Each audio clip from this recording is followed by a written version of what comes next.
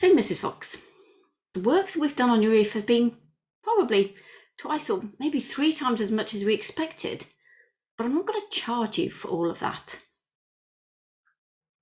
How would that statement make you feel? Hey, I got a bargain. Are you worried? Are you worried that actually they've been working for free for the last couple of days?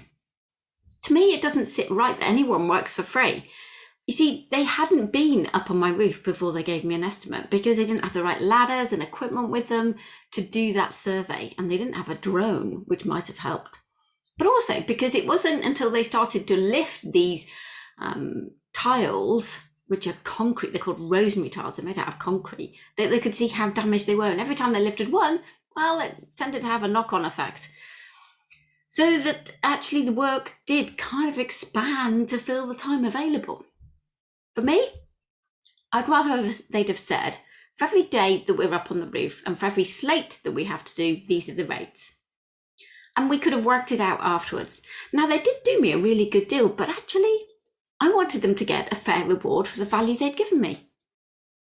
When we had our porch extended, we were getting such widely different quotes, one literally double the other, that I went to friends of mine who ran an online quote service where I could send them my drawings and they would provide me with a bill of quantities, fully costed, so I knew roughly the ballpark of where those quotes should be.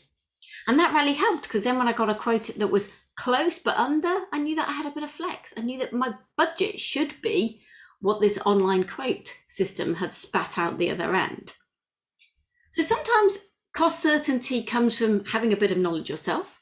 Sometimes it's difficult because we've got the uncertainty of construction projects. We can't see the full extent of the works. That could be below ground works or it could be high level works like the ones on the roof. So we're already used to cost uncertainty in some respects in construction, but the last few months have really pushed that to the limits.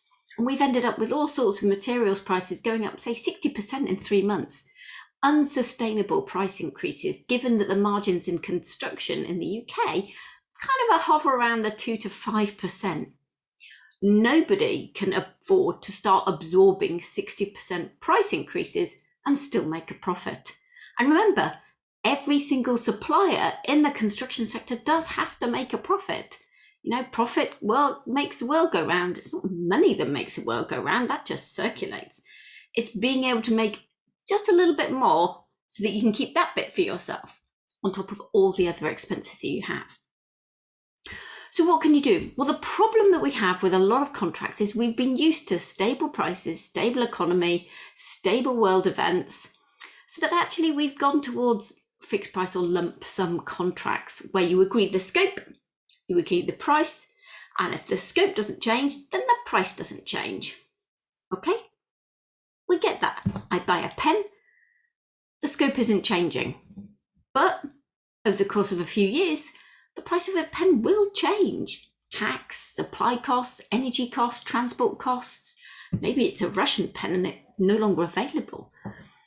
But lots of construction projects are long-term projects, so we need to take into account how those prices could rise during the course of the construction project. And asking for a fixed price in an unstable market, that's probably not a good idea. Okay, you need to get funding, you need budget, you need contingency, but it's still not going to work. So we need to come up with more imaginative ways of doing it. Like the deal that I did with my roofer. He told me how much he wanted to get paid. I kept saying, are you sure that's enough? And we came to a deal. I was happy with it. He appeared to be happy with it. So as long as both parties are happy with the final sum for the work that was done, the reward that I got, a roof that didn't leak anymore, and that was still safe for the conservation area, so we hadn't just kind of put any old slates on, and he got a fair reward for the time that he was involved, scraping the mortar out, fixing the tiles, going up the road to find some more tiles for the building that was being refurbished and they didn't need theirs. All that kind of stuff. As long as he felt that he got a fair reward, that's fine with me. So think carefully. Don't force a fixed price onto a project, a task, or a supplier just because that's the way you've always done things. We can be more imaginative we can make sure they get a fair reward for the work they've done. Be alert to it. See how you can come up with a different way of achieving the same outcome with a different set of inputs that might prove a little bit cheaper in the end, but produce the same result. So we need to open the lines of communication. We need to make sure that we don't send contractors to the wall, make them insolvent by reinforcing the fixed price that they agreed a few months or even years ago. Let's be grown up about this, because contracts should help us to do business, not force one of the parties out of business.